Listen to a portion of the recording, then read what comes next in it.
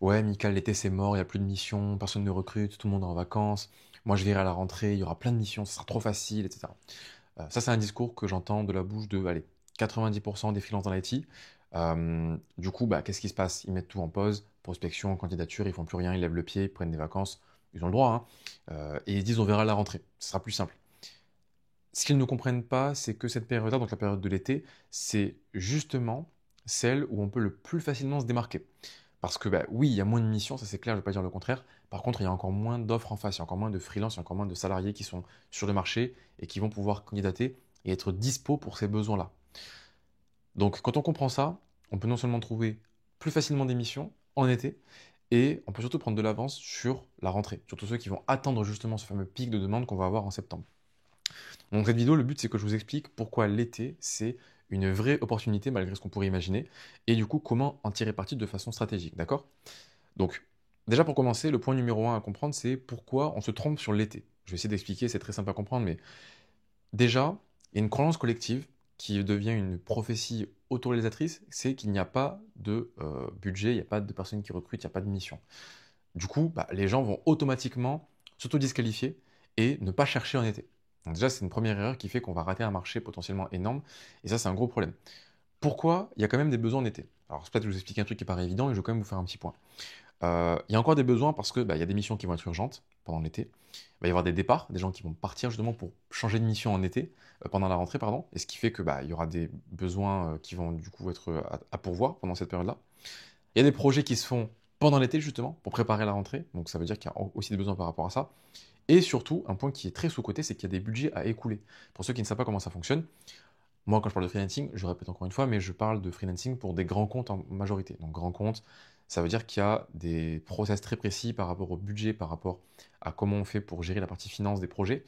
Et il y a une problématique, peut-être que vous connaissez déjà, qui est que quand on a un budget, il faut absolument l'écouler, sinon à l'après, il ne sera pas renouvelé. Ou alors, on va se dire après, quand il y aura les prochaines réunions pour en parler à la rentrée, on dira ah, Victor, tu avais un budget de 400 000 euros là pour tes prestats, tu utilisé que 300 000. Du coup, ben, cette année, je te mets que 300 000. Tu as besoin de 300 000. Donc, c'est con, oui, je suis d'accord, mais il y a une vraie logique de, bah, il faut cramer le budget à la fin. À la fin de l'année, quand il reste un peu de budget, il faut le cramer. Donc, on va peut-être recruter des gens, peut-être pour anticiper, peut-être qu'on va faire des petits projets, je sais pas, mais c'est un vrai sujet. Et si vous ne vous en rendez pas compte, sachez que c'est du coup un immense levier pour choper des missions en été. Parce qu'en été, c'est la période où on va arriver au prochain, j'ai oublié le nom, mais pas le copil, mais les réunions, on va définir les budgets. Et du coup, bah, on a, on va dire, un délai assez court pour écouler potentiellement un très gros montant. Donc, ça, c'est bon à savoir. Autre raison par rapport à ça, donc j'ai parlé du coup des missions urgentes, j'ai parlé des départs, des projets d'été, des budgets écoulés. Il y a aussi une autre raison qui fait que c'est bien de se lancer en été, qu'il y a plein de besoins qui vont commencer à apparaître en plein milieu d'été, c'est bah, du coup la préparation de la rentrée. Parce que effectivement, les boîtes vont raisonner en trimestre principalement, ou en semestre, et ils vont vouloir préparer la rentrée. Ce qui fait que les recrutements vont pas forcément être lancés en septembre, mais ils vont peut-être être lancés en mai, en juin, en juillet. D'accord? Donc c'est plein de raisons qui font que même si on pense le contraire, en été, il y a plein de besoins. Il y en a plein. Il y en a effectivement moins qu'à des périodes où il y a des gros budgets qui sont décidés et où là, on va lancer open bar plein de sujets, mais il y a quand même plein de besoins. Donc en fait, si vous voulez, ce qu'il faut comprendre, c'est que ce n'est pas le marché qui est mort, c'est plutôt vous, en tant que freelance ou même en tant que salarié, qui le voyez avec les mauvaises lunettes. C'est que vous pensez vraiment que c'est noir ou blanc, c'est le marché, on peut trouver une mission en septembre et en janvier, et le reste de l'année, bah, c'est impossible, quoi. Il faut avoir du réseau, je sais pas quoi. Non, ça ne veut rien dire. Donc, maintenant, deuxième point, c'est plutôt la logique, entre guillemets, entre très gros guillemets, la logique économique. Hein, je ne suis pas un économiste ou quoi, mais on va essayer d'expliquer tout ça, euh, qui va vous montrer pourquoi il y a une grosse opportunité avec l'été. Donc, ce qu'il faut comprendre, c'est que, comme je l'ai dit, en été, il y a effectivement moins d'offres dans l'absolu. Donc, si on regarde vraiment la statistique, moi j'aime bien, j'ai un peu de data par rapport à ça, je vois les courbes. Je vois effectivement qu'en été, on a des volumes de missions qui sont moins élevés qu'en septembre, qu'en janvier. Ça, c'est un fait. Par contre, il faut comprendre que, comme pour l'offre et la demande dans l'économie globale, mais ça s'applique aussi au freelancing et même de façon générale dans l'IT. Et du coup, s'il y a moins d'offres, bah, ce n'est un problème que s'il y a moins de demandes en face. Mais c'est pas le cas. Enfin, s'il y a trop de demandes, c'est le même niveau de demande en face. Sauf que là, en fait, ce qui se passe, c'est qu'on va avoir moins de demandes, donc on va avoir moins d'offres qui vont être publiées sur le marché, mais on va avoir encore moins d'offres, donc encore moins de candidats qui seront actifs pour la recherche de missions, ce qui fait que le marché restera, au global, mieux équilibré qu'à des périodes qu'on pourrait penser meilleures comme septembre, comme janvier. Parce que septembre, c'est l'effet inverse qui se passe. Septembre, il y a beaucoup de demandes. Donc il y a beaucoup de missions qui sont, on va dire, publiées parce que voilà, c'est les budgets, c'est la rentrée, etc. Mais il y a aussi beaucoup d'offres en face. Il y a beaucoup de freelances qui sont là en train de chercher une mission, ce qui fait que le marché n'est pas forcément favorable. Il ne l'est que si vous faites partie des meilleurs freelances. Parce que les meilleurs freelances vont récupérer le plus d'opportunités. Mais si vous êtes quelqu'un qui est relativement moyen ou moyen plus, c'est pas forcément un marché qui sera particulièrement favorable. Le marché sera bien dans le sens où il y aura beaucoup de volume, c'est cool, mais ça ne vous dit pas que vous allez avoir, vous, le plus de chances d'avoir des missions. Parce que si vous avez une concurrence qui est très forte, très rude, ça fait que le marché ne sera pas forcément dans la meilleure configuration possible. Donc moi, à choisir, je préfère un marché où peut-être qu'il y a moins de demandes, donc il y a moins d'offres à pourvoir, mais où il y a encore moins de concurrence, et où je sais que moi je pourrais me démarquer plus facilement, plutôt qu'un marché où il y a beaucoup de volume, mais où je vais galérer à me faire une place. D'accord? Donc c'est pour ça qu'il faut penser que forcément septembre c'est beaucoup plus simple. Septembre pour moi c'est une période qui est comme une autre, une période qui a effectivement beaucoup de mouvements, beaucoup de dynamisme, mais pas pour autant une période où c'est plus facile d'avoir une mission. Ça ne l'est que si vous avez un bon profil. Et ça on va le voir après. Aujourd'hui avoir un bon profil c'est quand même assez exigeant quoi. Le niveau a quand même vachement augmenté, il y a beaucoup de concurrence, donc moi on en parlera juste après, mais je préfère être dans un milieu où j'ai un avantage compétitif qui est évident, plutôt que de me battre dans une arène où il y a des gens qui sont très forts par rapport à moi. Donc, ce qu'il faut comprendre, c'est que c'est une question d'équilibre. Pour résumer, c'est que comme c'est l'offre et la demande, même s'il y a très peu de demandes, s'il y a encore moins d'offres en face, bah, le marché est très favorable à ceux qui ont une offre à proposer. Donc, l'offre, c'est vous, les freelances, la demande, c'est les clients. Donc, vous, si vous êtes prêt à prendre des missions en été et à les chercher, vous allez avoir un avantage énorme et vous êtes dans une situation qui fait que ça va être très favorable. Et on en parlera du coup après parce que moi j'ai quelques datas à vous partager, quelques résultats à vous partager qui vont concrétiser ce que je vous explique. Donc, pour résumer, ce qu'il faut comprendre par rapport à cette partie-là, c'est que l'avantage compétitif dans le freelancing aujourd'hui, selon moi, je vous dis ça après avoir suivi plus de 140 profils sur plein de marchés, voilà. Je vous dis pas que j'ai la vérité absolue, mais j'ai quand même, je pense, une vision plutôt claire de ce qui se fait. Euh, le but, c'est pas forcément d'avoir 35 certifications, c'est pas d'avoir 15 ans d'XP. Oui, ça aide effectivement, mais c'est pas ça qui fait la différence. La différence, enfin, ce qui fait vraiment que vous allez avoir un avantage compétitif, c'est de savoir faire un arbitrage et de jouer sur les lacunes de vos concurrents. Le but, c'est quoi? C'est de se créer un contexte qui va être favorable à, bah, du coup, le fait de signer une mission. D'accord? Donc, ça veut dire quoi concrètement? Ça veut dire, par exemple, bah, moi, je recommande beaucoup la prospection, vous l'avez peut-être vu dans les vidéos précédentes, parce que vos concurrents, qu'est-ce qu'ils font? Ils candidatent passivement. Donc, vous, ce que vous voulez, c'est au lieu de vous dire, je vais être plus fort qu'eux sur la technique, je vais juste aller dans un canal d'acquisition qu'ils n'exploitent pas, et du coup, je vais être dans un océan bleu, quoi, parce que personne ne fait ça. Donc, je vais faire une différence déjà par défaut, rien que dans la partie commerciale. Donc c'est pour ça que moi je mets souvent en contradiction les candidatures et la prospection. Parce que candidature, ça veut dire passivité, ça veut dire tri de CV automatique, ça veut dire beaucoup de volume parce que beaucoup de gens font ça et parce que c'est très simple, il n'y a pas de friction. Nous, ce qu'on veut, c'est du coup prospecter en direct. Et là, on fait une différence énorme. On va court-circuiter un peu le process et juste en faisant ça, déjà, on fait une grosse diff. Ok. Et après, il y a ça dans plein de logiques, on peut l'appliquer à tout, hein. On peut l'appliquer du coup au fait de la prospection. Exemple du sujet de la vidéo, prospecter. Même si on imagine que vos concurrents prospectent, ce qui n'est pas forcément le cas, je vous le dis, en France aujourd'hui dans l'IT, très peu de gens prospectent, ou alors ceux qui le font ne savent pas très bien le faire. Donc, même si on imaginait qu'ils prospectaient, ben, eux vont s'arrêter en été, vous continuez. Continuez, et même si vous n'êtes pas forcément meilleur qu'eux, ben, vous allez avoir un avantage compétitif. Autre exemple, vos concurrents ne savent pas se vendre et négocier, ben, vous allez apprendre à vous vendre et à négocier. Dans l'IT, c'est un truc que personne ne fait cet effort-là, tout le monde arrive, tout le monde décline son CV. Regardez mon beau CV, comment il est beau, comment je suis fort, comment je suis expérimenté. Personne n'apprend à vraiment se valoriser, personne n'apprend à vraiment se mettre à la place de son client, comprendre ses enjeux et du coup bah, réussir à trouver les arguments qui font mal, vraiment les points, les pain points, vraiment comprendre aussi les gros avantages qu'on a nous et appuyer dessus. C'est un travail qui peut paraître simple mais qui ne l'est pas et quand vous savez le faire, ça fait vraiment effectivement une très grosse différence. Et ceux qui le font, je pense, s'en sont rendus compte de la différence du avant-après. Donc vraiment gros sujet. Et bah, autre sujet aussi dont je parle souvent, le positionnement. Vous avez beaucoup de vos concurrents qui vont se lancer sans forcément réfléchir à leur positionnement, donc à qu'est-ce qu'ils vendent, quel prix fixer, quels arguments appuyer sur leur CV, sur leur trame de vente. Donc vous, faites cet effort-là, et encore une fois, même si vous êtes moins bon qu'eux ou aussi bon qu'eux, vous allez faire une différence par ça. Parce que votre CV sera bien justifié, parce que votre trame de vente sera bien justifiée, votre prix sera bien fixé, et avec ça, toujours pareil, à niveau équivalent, à expérience équivalente, vous allez avoir un profil qui sera bien plus différencié, qui aura bien plus de succès pour avoir une mission. Ok? Maintenant, on va rentrer un peu dans le cœur du sujet, ça va vous intéresser. Quelques leviers pour concrètement exploiter l'été de façon stratégique pour avoir des missions. Donc, le point principal que vous devez retenir d'un point de vue concret, c'est qu'il faut rester ce qu'on appelle top of mind. D'accord? Donc, c'est un peu une expression à la con de marketeux d'école de commerce, mais en gros, top of mind, ça veut dire que Quand on pense à un sujet qui vous parle, il faut qu'on pense à vous. Exemple, pour mon cas à moi, si on pense à Python IA générative, il faut qu'on pense à moi. C'est l'idée qu'il faut que j'ai. En tout cas, les ingénieurs d'affaires avec qui je suis en relation, les gens qui pourraient avoir des missions qui m'intéressent, je veux que quand ils aient ces sujets-là entre les mains, ils pensent à moi. Alors comment on fait? Il y a plusieurs choses. Déjà, c'est qu'il faut constamment rester en contact avec les gens avec qui on a déjà fait des points de contact, du style ingénieur d'affaires, les clients avec qui on a bossé dans le passé, euh, peu importe, hein, tous les gens qui pourraient être amenés à vous amener une mission et qui pourraient être amenés à avoir des besoins, il faut que vous soyez dans le top 3 des gens à qui ils pensent quand ils pensent à votre sujet, à votre marché, d'accord? Donc le but, c'est que dès qu'un besoin va être formalisé, du coup, dès qu'il va commencer à y avoir un embryon de besoin, qu'on se dise, ah putain, faut que j'appelle Michael, quoi. Ça, c'est vraiment le but quand on est un bon freelance, c'est que dès qu'il y a un sujet qui apparaît, vous soyez déjà à la source, d'accord? Et c'est là qu'on va faire une grosse diff, parce que vos concurrents, si je reviens à ça, qui vont candidater, ça veut dire qu'ils vont aller uniquement trouver des missions qui ont été non seulement formalisées, mais qui n'ont pas été pourvues en interne, qui n'ont pas été pourvues avec le réseau de l'ESN, et qui du coup ont dû être mis sur une plateforme. Donc là, on est vraiment à un niveau maximal on va dire, de visibilité, et c'est pas là où on veut se battre, parce que là, il y a effectivement beaucoup de concurrence. Nous, ce qu'on veut, c'est aller à la racine. Dès qu'un besoin apparaît, dès qu'il commence à être un peu diffusé dans les ESN, si on parle de ESN, ben là, on veut être contacté direct, on veut être directement à ce niveau-là. Donc c'est ce que beaucoup de gens appellent le off-market. C'est un peu un terme à la con qui veut tout et rien dire, mais nous, en gros, ce qu'on veut, c'est toujours être dans la tête des gens dès qu'ils ont un besoin qui va émerger, d'accord? L'autre point, du coup, c'est pour ceux qui font des posts LinkedIn, ce que je conseille. Alors, c'est pas un truc qui est obligatoire, je le précise, hein, même si beaucoup de gens vous feront croire le contraire. C'est pas du tout obligatoire, c'est un super levier, mais c'est pas du tout obligatoire. Pour ceux qui en font, et il y a beaucoup de gens qui font cette erreur, ne vous arrêtez pas en été. Justement, il faut absolument que les gens, il faut pas que vous cassiez l'habitude qu'on a de vous voir au quotidien. D'accord? Donc, si on a l'habitude de vous voir poster sur le SQL, sur des sujets qui parlent à votre audience, qui montrent votre expertise, il faut pas du tout s'arrêter.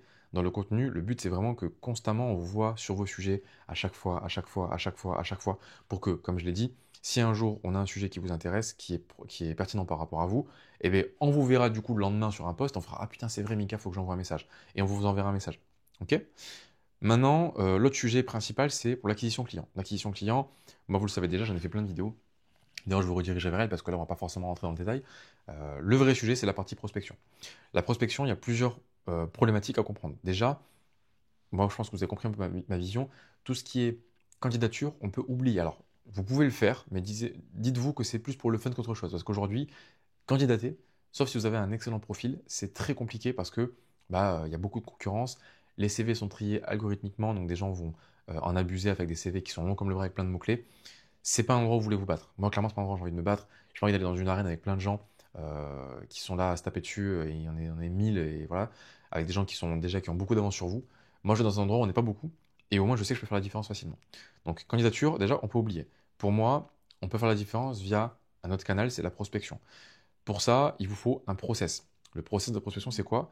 Il y a plusieurs thématiques principales. La première, c'est le ciblage, c'est-à-dire, vous allez cibler qui? Est-ce que vous allez cibler des clients finaux? Si oui, quel profil? Plutôt les chefs de projet, plutôt les PO, plutôt les tech leads? Ça, c'est la question déjà de base, c'est le ciblage. Ou alors peut-être des ESN, peut-être des apporteurs d'affaires, peu importe. Deuxième sujet principal, c'est l'approche. Qu'est-ce que je leur dis? Quel est le premier message que j'envoie? Ce message-là, il ne faut pas le sous-estimer parce que c'est vraiment le message le plus important. C'est celui qui va faire qu'on va comprendre votre valeur, qu'on va comprendre ce que vous allez apporter à la personne. Et s'il est mal fait, vous allez avoir un taux de réponse qui va être exécrable, ce qui veut dire que vous allez devoir faire beaucoup d'efforts, ce qui veut surtout dire que vous allez vous frustrer et abandonner, ce que je vois souvent. Donc, sujet à ne pas négliger, l'approche. Qu'est-ce que vous envoyez? Moi, je vous l'ai dit plusieurs fois, ce que je conseille, vous avez des vidéos qui en parlent. Soyez concis, allez à l'essentiel, racontez pas votre vie, n'envoyez pas un pavasse avec votre CV complet et tout, allez à l'essentiel.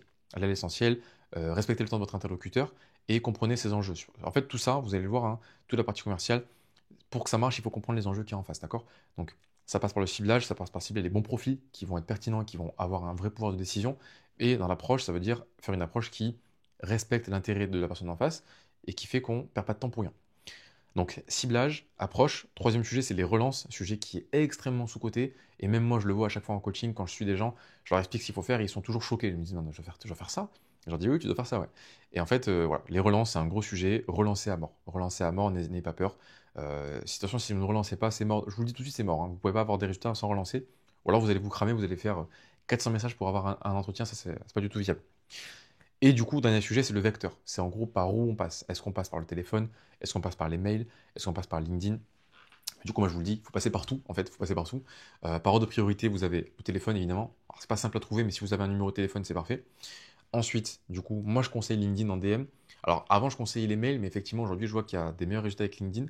Donc LinkedIn DM, attention pas les emails, les emails ça c'est moins bon parce que c'est beaucoup moins authentique. Donc moi je vous conseille principalement les DM plutôt que les emails. Donc euh, téléphone, DM, email ensuite, et après les vrais mails. Les vrais mails, pourquoi je les mets à la fin? Parce qu'en fait les vrais mails, les gens que vous allez cibler quand on fait du freelancing dans l'IT, c'est des gens qui se font spammer à mort et du coup c'est compliqué de faire la différence. Sauf si vous avez un très bon process, et vu que c'est pas souvent le cas, je vous dirais que si vous débutez, que vous voulez faire tout seul, prenez pas ce risque-là. Vous n'allez pas y arriver, je vous le dis tout de suite, d'accord? À part si vous vous formez. Il n'y a pas de mal à ça, hein, je dis pas ça dans un ton condescendant. C'est normal de ne pas y arriver au début, on n'est pas des commerciaux dans l'IT. Enfin, si vous regardez la vidéo, vous êtes dans l'IT, c'est pas notre métier, nous on n'est pas des commerciaux. Donc n'ayez pas de honte et ne pas voilà, il n'y a pas de mal à ne pas être bon dans la partie commerciale, d'accord? Moi je vous dis, si vous voulez aller à l'essentiel et si vous voulez faire les choses, on va dire en mode 80-20, allez-y au téléphone, allez-y sur les DM LinkedIn, ce sera largement suffisant. Et réfléchissez quand même à une approche qui soit pertinente et à des process de relance qui soient, on va dire, bien espacés et avec les bons leviers pour que les gens aient intérêt et envie de vous répondre, d'accord? Donc, avantage énorme de tout ça, de la prospection. Encore une fois, pour ceux qui veulent aller plus loin par rapport à ça, vous avez des vidéos où j'en parle, donc vous pouvez voir sur la chaîne. Avantage énorme de la prospection, il y en a deux. Le premier, c'est que vous serez beaucoup moins limité en termes de volume, d'accord? Le problème, comme on l'a vu, c'est que l'été, il y a effectivement moins de demandes. Ça, j'ai pas un sujet que je vais nier, il y a moins de demandes. Donc, si vous ne vous limitez qu'aux offres qui sont publiées sur Freework, sur HelloWork, sur ce que vous voulez, à un moment, il n'y en aura plus, donc vous ne pourrez plus candidater. Ça, c'est un problème. Moi, ce que je veux, c'est pouvoir faire le même volume tous les jours de l'année. D'accord? Du 1er janvier au 31 décembre. Donc pour ça, la prospection, c'est super. La prospection, du coup, on a un volume potentiel qui est énorme parce qu'on peut aller voir plein de gens autant qu'on veut, pas forcément des gens qui ont mis une offre en ligne, même si c'est mieux. Et ce qui fait que là, c'est plus un problème. On peut faire le volume du début à la fin de l'année sans problème. Deuxième avantage, c'est qu'on peut, alors moi j'aime beaucoup ça, analyser et itérer le process. Quand vous allez candidater, c'est très compliqué de comprendre ce que vous faites bien ou pas bien parce que vous avez juste un seul feedback, c'est est-ce que vous avez la mission, est-ce que vous avez un appel. Alors c'est déjà pas mal, hein, mais comment on sait d'où vient le problème? Comment on sait si le problème il vient du TGM qu'on a mis sur le site, s'il vient du CV, s'il vient du niveau de nos concurrents, on ne sait pas trop, il y a un peu trop de flou et c'est assez passif. Alors qu'en prospection, comme je vous ai dit, on peut tout décomposer. On peut décomposer avec le ciblage, on peut décomposer avec l'approche, on peut décomposer avec les relances, on peut décomposer avec le canal. Et ce qui fait que si vous avez un peu un esprit data, un esprit un peu analytique, c'est on va dire un paradis parce que vous allez pouvoir tout analyser, mettre des KPI partout, comparer, faire des split tests, des A/B tests. Et le but, c'est qu'à la fin, vous ayez en fait un moyen d'itérer en continu jusqu'à avoir un process qui marche bien, quoi. Ok. Alors ça, il faut être conscient que ça peut prendre du temps. Et c'est ça aussi qu'il faut comprendre, c'est que oui, vous pouvez itérer et à la fin arriver à un bon process, mais la question, c'est en combien de temps et à quel prix, en termes d'effort, en termes de temps et d'énergie. Ok. C'est aussi pour ça que moi, je fais ce que je fais. C'est pour ça que j'accompagne des gens, parce que il y a beaucoup de gens qui vont peut-être essayer, qui vont se rendre compte que c'est compliqué. Et passer par des gens comme moi, sans faire ma promo, enfin si je suis clairement ma promo, il n'y a pas de souci, euh, ça permet d'avoir un process qui marche déjà, en fait. De ne pas perdre du temps à itérer, même si c'est bien de le faire tout seul, et je comprends qu'on veut le faire tout seul. Faire appel à des gens comme moi ou d'autres, ça permet d'avoir un process qui marche déjà, et d'avoir une base, d'avoir un process de base qui est très bon. Et je dis pas qu'il ne faudra pas le faire itérer, le faire évoluer, parce qu'il faudra forcément le faire évoluer avec le temps. Le marché évolue et du coup, les pratiques doivent évoluer. Mais au moins, ça fait gagner un temps monstrueux sur toute cette frustration, cette énergie qui peut être potentiellement gâchée à itérer sans savoir si ce qu'on fait, ça marche ou pas. Ok. Donc de façon générale, pour ceux qui aiment bien cet esprit data, euh, c'est parfait. Parce que prospection, on peut tout décomposer, on peut tout analyser, on peut tout mesurer, c'est génial. Et après, on itère et après, c'est une question de temps et d'énergie, quoi. Ok.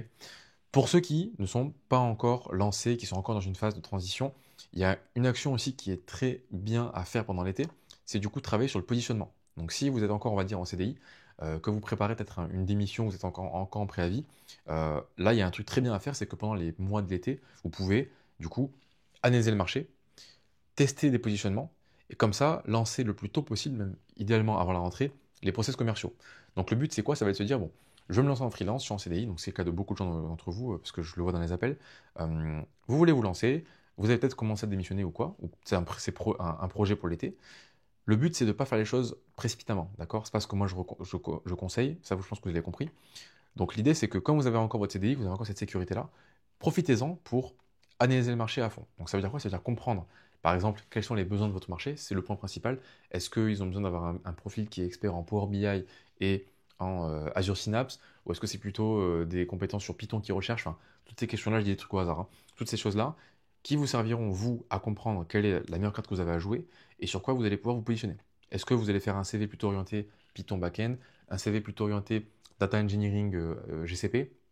Et toutes ces questions-là, vous avez le temps de les faire tranquillement sans vous précipiter pour arriver à la fin à un bon CV optimal, enfin, ou au moins une V0 qui sera optimale avec vos informations actuelles, pour ensuite le faire itérer quand vous allez faire les process commerciaux. Et ça sera du coup sans risque, parce que vous n'avez pas forcément d'urgence de trouver quelque chose. Vous êtes encore en mission, vous êtes encore en préavis. Donc, vraiment, l'idée, c'est quand vous avez ce temps-là, pendant l'été, c'est cool aussi de se dire, on va faire les choses bien, on va pas commencer à prospecter directement, ça sert à rien, vous n'avez pas du temps. Analyse de marché, positionnement, on définit un bon TGM et surtout on le teste. On teste le positionnement, ça sert à rien de supposer qu'on a la solution. Même moi, je le dis jamais, même si j'ai suivi beaucoup de gens, je vais jamais arriver et vous imposer un positionnement parce que je sais que ça peut toujours être sujet à des modifications. C'est toujours du cas par cas. Donc, même vous de votre côté, ne vous dites pas, je sais ce que mon marché recherche absolument. Non, vous ne savez pas.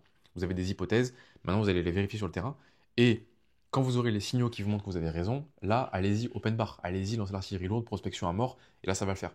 Mais voilà, si vous avez un peu cette chance-là d'être encore en mission, pas dans l'urgence de chercher quelque chose, profitez-en pour justement poser ça à plat, repartir depuis une base saine, refaire un CV depuis zéro, et puis avoir du coup des choses qui sont justifiées, qui sont vraiment, comme j'aime beaucoup dire, data-driven, et ça vous aidera aussi à moins vous frustrer, parce que vous saurez déjà avant de commencer la partie commerciale, si ce que vous faites, ça va le faire ou pas.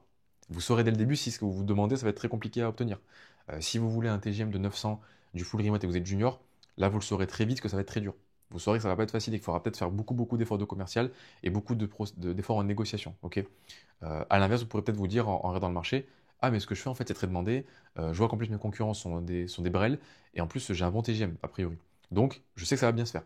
Et donc quand vous allez commencer de façon plus sereine et vous saurez déjà que vous allez avoir des résultats. Ça, c'est hyper bien pour le mental.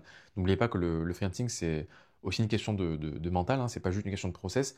Ne sous-estimez pas on va dire l'effort que ça sera et la frustration que ça peut impliquer de faire tout ça. Et le fait de ne pas avoir de résultats surtout. Ok. Donc, pour résumer, comme je vous l'ai dit, l'idée c'est quoi? Donc, être top of mind. Il faut qu'on pense à vous à tout instant de l'année, donc même pendant l'été, surtout pendant l'été. S'il y a un sujet qui vous concerne, il faut qu'on pense à vous tout de suite, d'accord? Donc, ça veut dire toujours rester en relation avec les anciens clients, les recruteurs avec qui vous avez discuté, toujours les pinguer, les relancer régulièrement et toujours être là à la racine. Dès qu'il y a un besoin qui est formalisé, vous êtes là. Autre sujet, pour ceux qui font des posts LinkedIn, ça va être de ne pas arrêter. En fait, bon, ça paraît con, mais il faut juste pas arrêter. Ne vous arrêtez pas pendant l'été, ne vous arrêtez pas pendant Noël.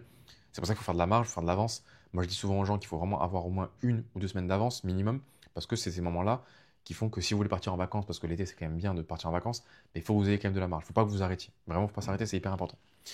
Pour la partie prospection, comme je l'ai dit, ce qui est bien, c'est qu'on peut mesurer, on peut itérer. Il y a plusieurs sous-process importants à comprendre. Donc, j'ai dit ciblage, approche, relance et vecteur.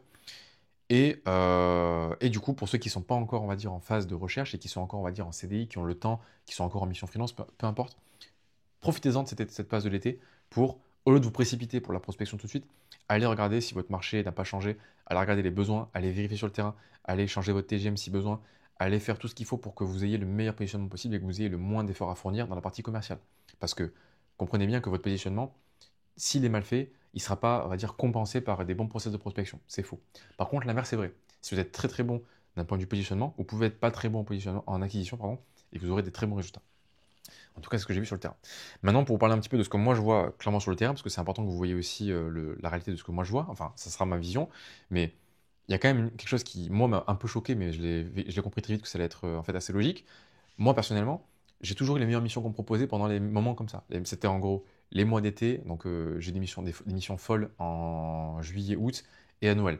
D'ailleurs, petite anecdote, il m'est même arrivé, donc ça c'était du coup c'était en juin, non, en juillet 2024 quand on commençait un peu à avoir des missions qui apparaissaient chez des grands comptes en IA générative, ce qui était mon sujet, hein, euh, on m'a clairement dit au téléphone, là Mika, j'ai une mission, le budget c'est de temps, et c'était un bon budget. Alors, si je ne dis pas bêtise, c'était un budget de 650 je crois, et à ce moment-là j'avais 3 ans d'XP je crois, ouais j'ai 3 ans d'XP, donc c'est quand même pas mal, hein.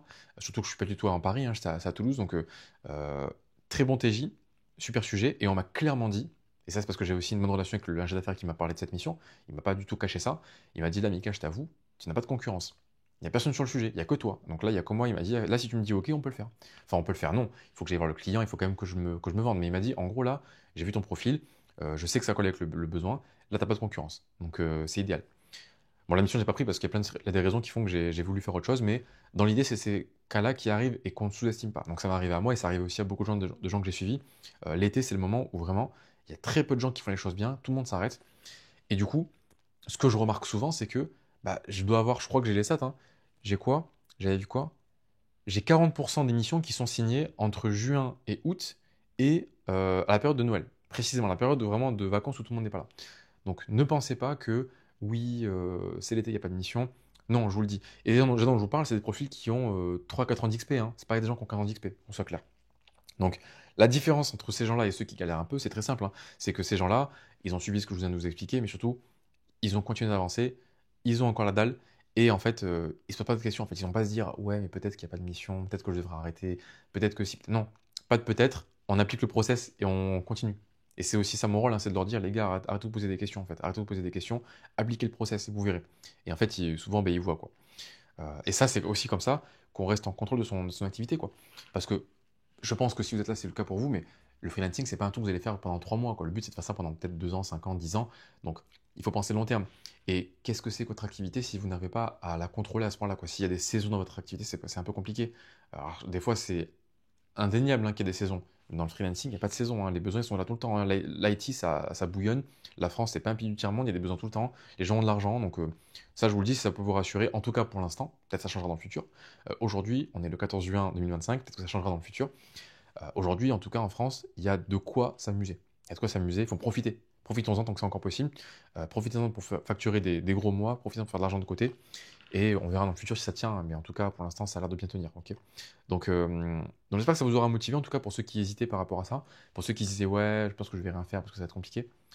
Je vous dis tout de suite, oubliez ça parce que ça va vraiment être une période de fou. Là, on est déjà commencé, on est déjà en juin, donc au moment où je fais la vidéo. Donc ça a déjà commencé. Hein. Là, de mon côté, dans les gens que je suis, on a déjà vu déjà des besoins qui ont été pourvus dès le mois de mai avec des grosses demandes qui n'étaient pas pourvues avec les gens qui étaient en pont, qui étaient en petit week-end prolongé. Et ils ont le droit, hein. Je ne dis pas que vous n'avez pas le droit de profiter un peu, mais pendant ces périodes-là, pendant ces périodes où il y a des petits week-ends prolongés pendant les mois de mai, les jours fériés, pendant les vacances et tout, bah, vous soyez actifs, quoi. Vous soyez en mode prédateur. Et comme ça, dès qu'il y a un besoin, vous êtes directement dessus. Et c'est là qu'on fait la diff. Je vous le dis, ça va vous faire un déclic dès que vous allez comprendre ça.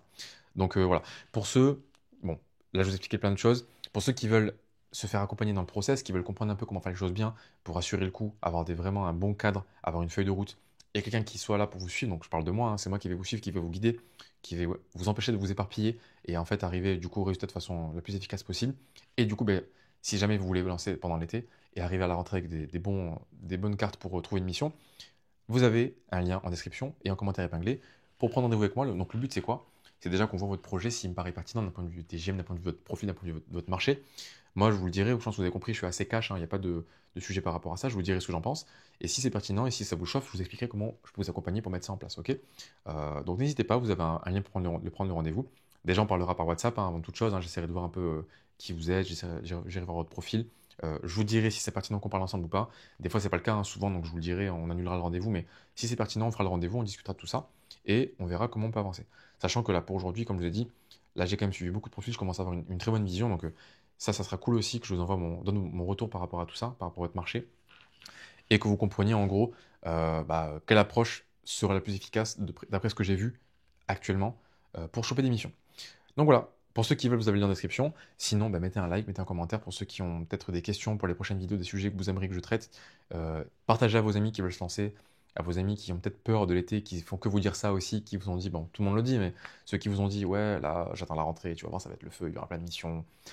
Envoyez-leur cette vidéo pour voir si ils vont comprendre un peu la logique que je partage et pour les faire changer d'un peu d'avis, les faire un peu se bouger, quoi. Donc, sinon, par ça, je vous dis bah, à très bientôt et bon courage pour ceux qui font ça à leur recherche. Allez, ciao.